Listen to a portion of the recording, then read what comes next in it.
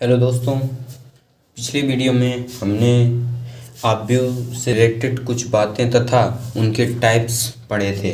अब हम आव्यूह के योग, अंतर तथा गुणनफल के बारे में जानेंगे। सबसे पहले हम बात करते हैं आव्यूह के योग के बारे में। Addition in matrix. पहले हम बात करते हैं योग। आव्यूह का जो योग होता है, जैसे हमें किसी आव्यूह को दूसरे आव्यूह में जोड़ना है तो ये तभी जुड़ सकता है जब पहले वाला आव्यूह की जितनी पंक्तियाँ और स्तंभ होंगी दूसरे वाले आव्यूह की उतनी ही पंक्ति और उतने ही स्तंभ होने चाहिए, तभी ये जुड़ सकते हैं।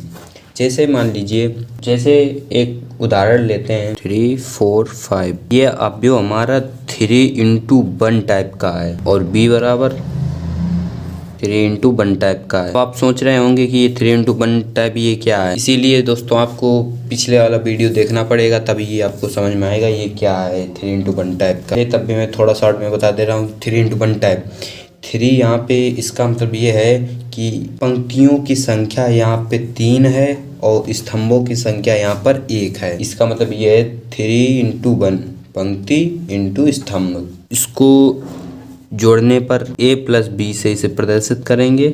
3, 4, 5 3:1 टाइप का प्लस 2, 0, 2 3:1 टाइप का। तो इसका मतलब वो है। अब इससे हम क्या पता करेंगे, इससे हम ये पता करेंगे कि 3:1 टाइप और 3:1 टाइप यानी ये जुड़ सकते हैं।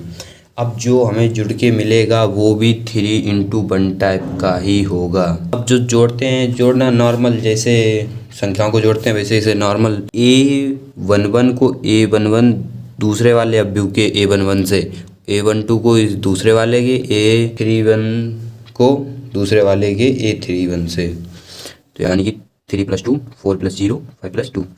तो ये हो गया हमारा 5, 4, 7 3:1 टाइप का होगा ये हमारा। हम अगला एग्जाम्पल देखते हैं। मान लीजिए A बराबर 1, 3, 5, 6। अब ये हमारा 2:2 टाइप का है, इसे लिखने की ज़्यादा ज़रूरत नहीं है।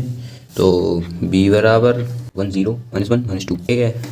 तो योग करते हैं 1, 3, 5, 6। तो हमें जो मिलेगा वो 2:2 टाइप का ही होगा। तो अब हमारा जो प्रथम आव्यूह का A11 है वो द्वितीय आव्यूह के A11 से जुड़ेगा 1 + 1, और A12 है प्रथम आव्यूह का, वो A12 दूसरे आव्यूह से जुड़ेगा A + 0। इसी प्रकार से सारे से जुड़ते जाएंगे।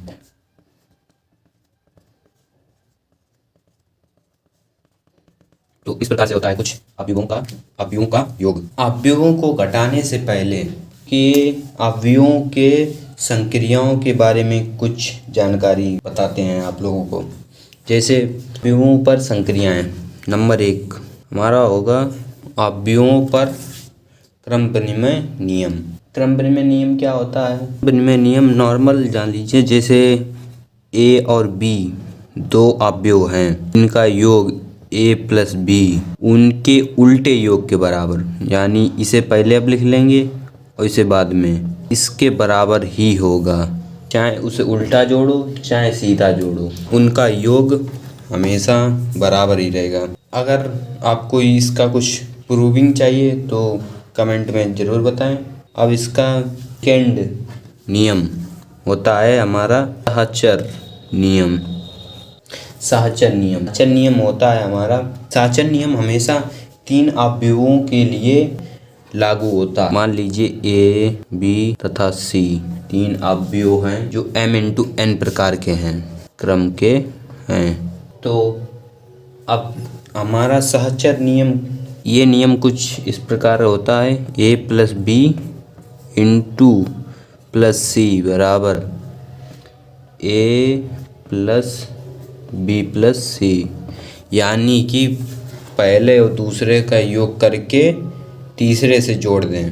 पहले और दूसरे का योग करेंगे और तीसरे से जोड़ देंगे, फिर इन दोनों का योग करके पहले वाले से जोड़ देंगे, तो ये बराबर ही होगा। तो ये हमारा होता है साहचर्य नियम। ये ध्यान रखने वाली बातें हैं। अगर इसका आपको प्रूविंग चाहिए तो मैं बता रहा हूँ, कमेंट कीजिए। हमारी तीसरी संक्रिया होगी योतत्समक। क्या होता है? जैसे मान लीजिए कोई A आव्यूह है, हमारा आव्यूह है, ठीक है।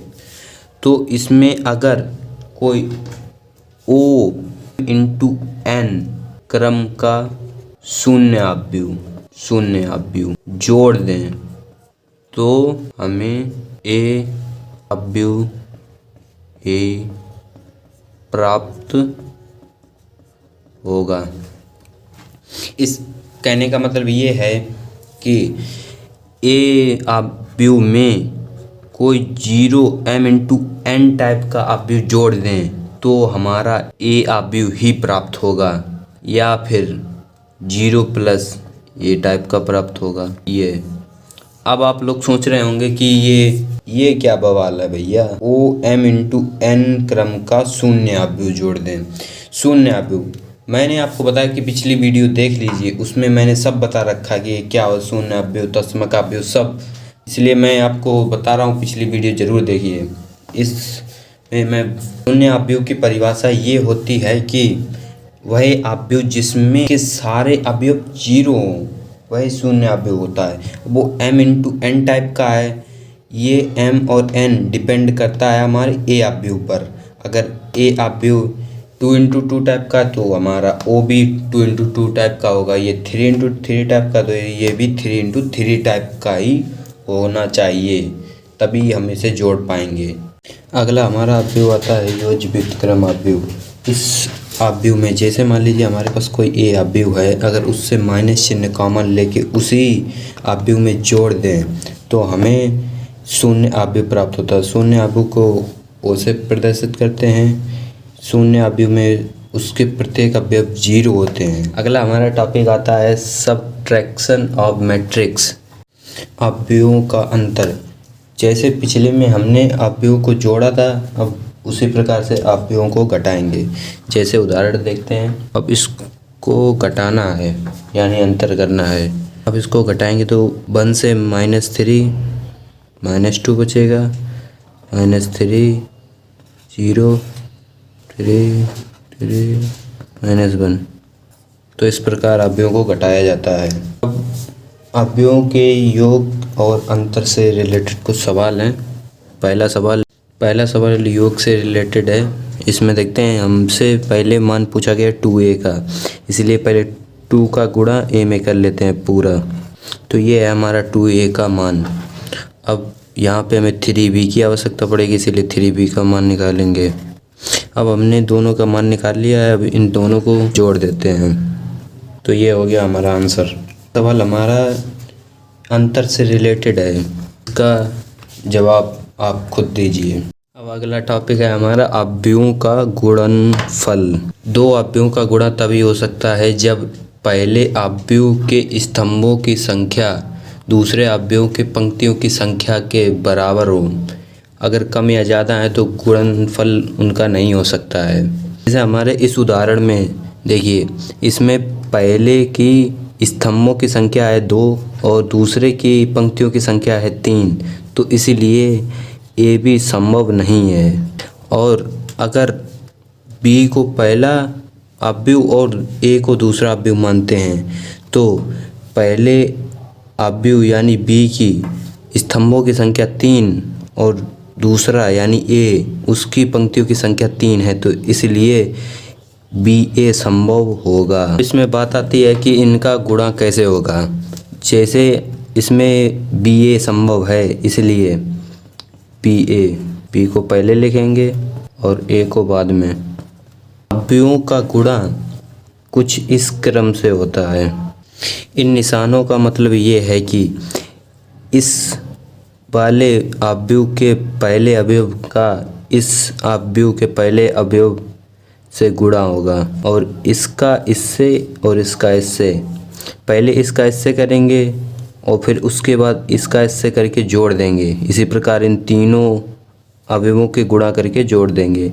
जैसे 0 का 1 में 1 इंटू 0 प्लस 1 इंटू 3 0 इंटू 4, तो ये हमारा गुणे का पहला अवयव तैयार हो जाएगा इसको हल करने पर। इस निशान के अनुसार अब इसका गुणा अगले पद से होगा 0 का 2 से, तो 0 into 2 plus 1 into 0 plus 0 into 1। तो ये हमारा स्तंभ का द्वितीय स्तंभ का प्रथम अवयव प्राप्त हो जाएगा। इसी प्रकार हमने इन पदों का भी गुणा इसी प्रकार किया है, जैसे 0 का 1 में, 2 का 3 में, 1 का 4 में, तो हमारे ये प्राप्त हो गया है। अब इसका गुणा 2 में करें, 0 का 2 में, फिर 2 का 0 में, फिर 1 का 1 में, तो ये प्राप्त हो जाएगा। और 2 का 1 में, 2 का 1 में, 3 का 4 में और 0 का 4 में, 2 का 2 में, 3 का 0 में, 0 का 1 में गुणा हो जाएगा। तो इस प्रकार इसको हल करने पर हमारे ये अंक प्राप्त होंगे। तो ये हमारा BA यानी B का A से गुणा होगा। गुणनफल का एक और उदाहरण लेते हैं।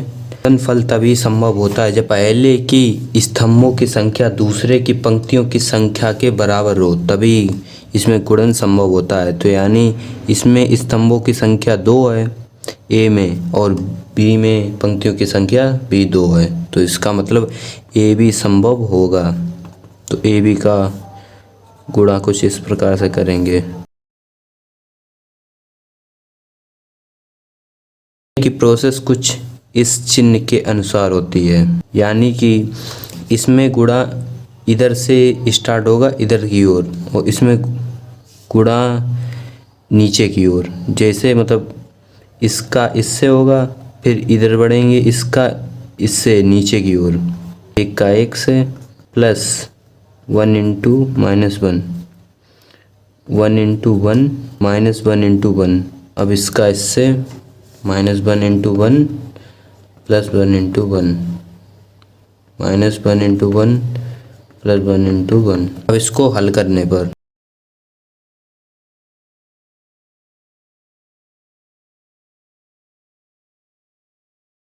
इससे हमें चारों पद 0 प्राप्त होंगे।